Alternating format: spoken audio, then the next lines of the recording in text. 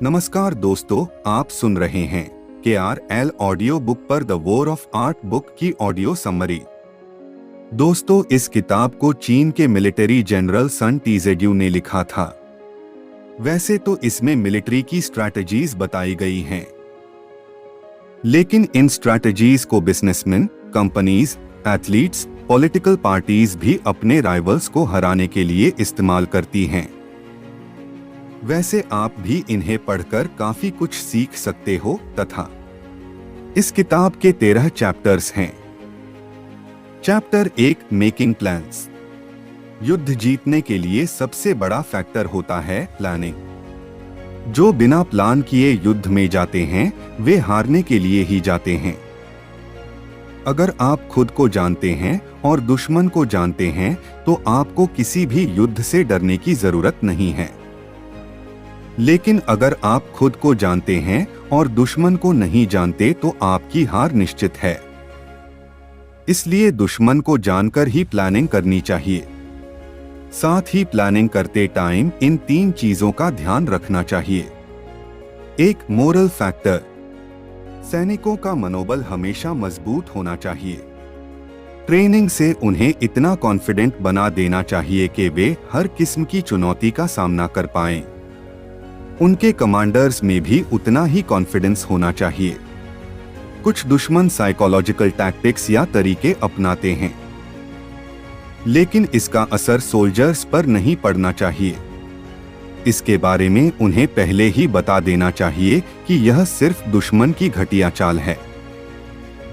Media के जरिए भी दुश्मन दूसरों में डर पैदा करने की कोशिश करता है, लेकिन इसका मुंहतोड़ जवाब देना चाहिए।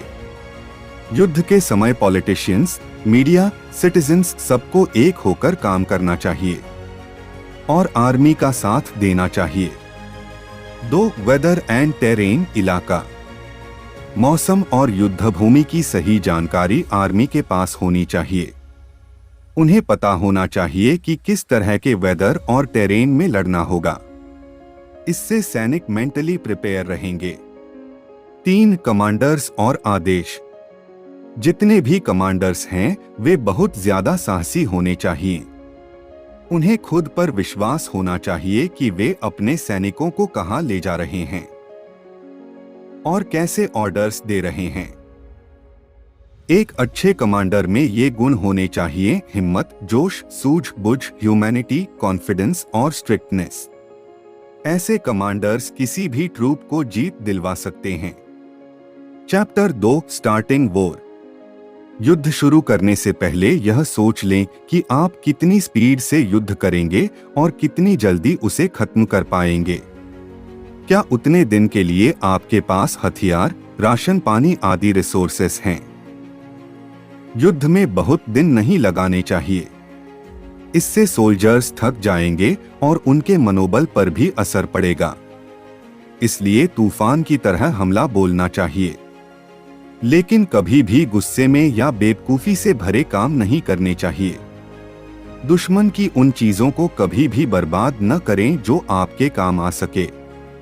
दुश्मन के सैनिकों से अगर कोई सूचना मिल सकती है तो उन्हें बेवजह न मार दें। बहुत बार वह इलाका विजयी देश का हो जाता है, इसलिए उसे बर्बाद करने से क्या फायदा।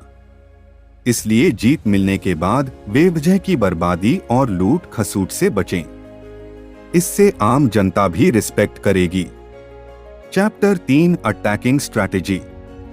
एक स्ट्रैटेजी बनाकर लड़ाई करनी चाहिए, न कि इमोशन होकर। युद्ध में जीत का यह मतलब नहीं होता कि आपने कितनी तबाही मचाई, बल्कि दुश्मन को कितने कम समय और कम हथियारों का इस्तेमाल करके हरा दिया। युद्ध को इन 3 स्टेजेस में करना चाहिए। 1. पहले दुश्मन की स्ट्रैटेजी या प्लान को अटैक करके उसे विफल कीजिए। 2. दुश्मन को उसके मित्रों से अलग कर दीजिए। 3. फिर दुश्मन पर धावा बोलिए। कमांडर्स को हमेशा शांत रहना चाहिए और अपने सोल्जर्स को भी शांत रखना चाहिए। एक बार चीन का सम्राट ताडब्ल्यू 10,000 सैनिकों के साथ दुश्मन के किले को घेरे हुए था। उसने एक दिन दुश्मन सम्राट से वाइन मांगी। लेकिन उन्होंने उसे पेशाब की बोतल भेज दी। इससे W आग बबूला हो गया और बिना सोचे समझे उसने गुस्से में किले पर आक्रमण कर दिया। कुछ ही दिन में उसकी आधी से ज्यादा आर्मी मारी गई। इसलिए कमांडर को कभी भी इमोशनल होकर डिसीजन नहीं लेना चाहिए, बल्कि शांत होकर ही फैसले लेने चाहिए। चैप्टर 4 टैक्टिकल डिस्पोजिशंस अर्थात रणनीति। इन चीजों पर युद्ध से पहले ध्यान देना चाहिए। एक युद्ध क्षेत्र कितने एरिया में फैला है और वहां तक कितना डिस्टेंस है। 2 आपके पास वेपन्स की क्वांटिटी कितनी है। 3 दुश्मन और आपके वेपन्स में कंपैरिजन कर लेना चाहिए। 4 राशन आदि की कैलकुलेशंस। 5 विक्ट्री के चांसेस कितने हैं। बहुत से युद्ध शुरू होने से पहले ही जीत लिए जाते हैं। इंटेलिजेंट स्ट्रैटेजी लगाकर जो आर्मी बस होप के सहारे युद्ध करने जाती है वो विफल रहती है। Chapter 5 wise use of energy. सैनिकों को अलग अलग ट्रूप्स में ऑर्गेनाइज किया जाना चाहिए। कुछ तोप संभालें, कुछ गन्स और माइंस आदि, लेकिन सबको एक टीम बनकर काम करना आना चाहिए।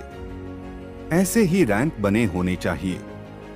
सबसे नीचे पेयर और ट्रियो आते हैं, फिर दस्ता, स्क्वाड, पलटन, कंपनी, बटालियन, रेजिमेंट, ब्रिगेड और आर्मी। निश्चित समय पर निश्चित रैंक को आगे बढ़ाना चाहिए। इससे सबकी एनर्जी का सही इस्तेमाल होगा। सबको पता रहेगा कि क्या करना है और कोई कंफ्यूजन या भगड़ नहीं मचेगी। Chapter 6 weak and strong points. अपने वीक पॉइंट्स और स्ट्रॉन्ग पॉइंट्स दोनों को स्टडी करें। ऐसे ही दुश्मन को भी जानें। जब आप स्ट्रॉन्ग हो तो कमजोर नजर आइए और जब कमजोर हो तो स्ट्रॉन्ग नजर आइए। इससे आप दुश्मन को चकमा दे पाएंगे। Chapter 7 manoeuvring. मैन्यूवरिंग का मतलब है कमांड्स और ऑर्डर तैयार करना। अगर कोई कमांडर अपने सैनिकों को सीधा कह देता है कि आगे बढ़ो और यह नहीं बताता है कि कहाँ जाना है, तो यह बहुत गलत आदेश होगा। क्योंकि मान लीजिए सैनिक 30 मील तक चलते रहते हैं और उन्हें पता ही नहीं है कहाँ जाना है, कितना और चलना है, तो बहुत जल्दी ही उनमें आक्रोश पैदा हो जाएगा। उनमें तरह तरह के नेगेटिव इमोशंस आने लगेंगे और उनका मनोबल टूट जाएगा। इससे दुश्मन उन्हें आसानी से हरा देगा। इसलिए टेरेन और क्लाइमेट आदि की संपूर्ण जानकारी कमांडर के पास होनी चाहिए, जो सैनिकों को दी जानी चाहिए। उन्हें स्पष्ट और सीधा आदेश दिया जाना चाहिए ताकि वे अपने लक्ष्य पर फोकस्ड रहें। उन्हें मैप और राउट्स आदि की जानकारी भी देनी चाहिए। यह सब युद्धाभ्यास के समय ही कर लेना चाहिए। Chapter 8 variation of tactics. रणनीति में बदलाव। कई बार ऐसी सिचुएशन आ जाती है कि तकनीक को अचानक से बदलना पड़ सकता है। सोल्जर्स को इसके लिए भी शुरू से तैयार रखना चाहिए। जैसे अगर किसी सिटी में जाना अगर खतरे से भरा लगे तो बाहर से होकर जाना पड़ सकता है। उस समय किसी को बहस नहीं करनी चाहिए, बल्कि सिचुएशन को समझना चाहिए। टैक्टिक्स बदलते समय लीडर्स को निम्न चीजें नहीं करनी चाहिए, अन्यथा हार निश्चित होगी। 1 हड़बड़ी में निर्णय लेना। 2 कायरता और डर दिखाना। 3 जल्दबाजी करना। 4 बहुत इज्जत की चाहत रखना। 5 सैनिकों के प्रति बहुत चिंतित हो जाना। इसके बजाय विक्ट्री पर फोकस करना चाहिए। 6 दूसरों के सजेशंस न लेना। Chapter 9 the army on the march. जब आर्मी आगे बढ़े तो बहुत ही डिसिप्लिन के साथ आगे बढ़ना चाहिए। सभी कमांडर्स को उचित कमांड्स देनी चाहिए और सभी सोल्जर्स को ठीक से उनका पालन करना चाहिए। सबको एकजुट होकर आगे बढ़ना चाहिए। अगर आगे नदी या पहाड़ हो तो दुश्मन को ऐसी जगह की तरफ धकेलना चाहिए जहां पर उसे घेरना आसान हो। Chapter 10 classification of terrain. लड़ाई करने से पहले टेरेन या जमीन को अच्छे से समझ लेना चाहिए। यह देखना चाहिए कि कहाँ पहाड़ है, कहाँ नदी, घाटी, दरार, दलदल, स्लोप आदि है, और उसके अकॉर्डिंग ही अपनी रेजिमेंट्स को तैयार करना चाहिए। सैनिकों को एकदम से सरप्राइज नहीं देना चाहिए, उन्हें पहले ही बता देना चाहिए ताकि वे मेंटली तैयार रहें। Chapter 11 the 9 situations. लड़ाई के लिए इन 9 तरह के ग्राउंड्स, युद्धभूमि को ध्यान में रखना चाहिए। सबसे पहले इन 3 तरह के ग्राउंड्स पर कभी भी लड़ाई नहीं करनी चाहिए। 1 डिस्पर्सिव ग्राउंड, अपने देश के अंदर। 2 फ्रंटियर ग्राउंड, दुश्मन देश के अंदर। 3 की ग्राउंड, ऐसी जगह जो दुश्मन के लिए बेनिफिशियल हो। इन ग्राउंड्स पर लड़ाई की जा सकती है। 4 कम्युनिकेटिंग ग्राउंड, जहां आपके पीछे आपका ही देश हो।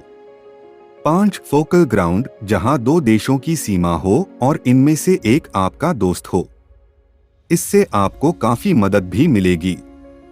6 सीरियस ग्राउंड, दुश्मन की सीमा के पास, वहां से आप उसके सैनिकों को बंदी बना सकते हो और उनके रिसोर्सेज भी कब्जे में ले सकते हो। इन 3 तरह के ग्राउंड्स को अवॉइड ही करना चाहिए। 7 डिफिकल्ट ग्राउंड, पहाड़, दलदल, नदी। 8 एनसर्कल्ड ग्राउंड, जहां आपको घिरने की आशंका हो। 9 डेथ ग्राउंड, जहां दुश्मन के गुप्त सेंटर हो। Chapter 12 the attack by fire. हमला करने का सबसे अच्छा हथियार आग है। दुश्मन के अनाज, हथियारों, कम्युनिकेशन के साधनों आदि में आग लगा देनी चाहिए। इससे उनमें भगड़ मच जाएगी, उनका मनोबल टूट जाएगा और वे जल्दी ही घुटने टेक देंगे। आजकल ये काम बम आदि कर देते हैं। चैप्टर 13 स्पाइस, जासूस। दुश्मन देश पर विजय पाने के लिए तरह तरह के स्पाइस का इस्तेमाल किया जाना चाहिए। नेटिव एजेंट्स या इनसाइड एजेंट्स वे होते हैं जो दुश्मन देश के ही होते हैं। ये वो लोग होते हैं जो अपने कोलीग्स की किसी बात से दुखी होते हैं या किसी ने उन्हें अपमानित किया होता है और वे अंदर ही अंदर बदला लेने की सोच रहे होते हैं। ऐसे लोगों को कुछ रिश्वत देकर और लॉजिकल रीजनिंग करके एजेंट बनाया जाता है। फिर वे अपने देश के सीक्रेट्स दूसरे देश को भेजते हैं। इसी तरह डबल एजेंट्स होते हैं। वे एक देश के जासूस होकर दूसरे देश के लिए काम करते हैं। इन पर विश्वास करना बहुत मुश्किल होता है क्योंकि वे कभी भी साइड चेंज कर सकते हैं। तीसरे लाइव एजेंट होते हैं जो दुश्मन के देश जाकर जानकारी लाते हैं। इन्हें ही इंटेलिजेंस कहा जाता है। ये काफी भरोसेमंद होते हैं और पकड़े जाने पर भी मुंह नहीं खोलते।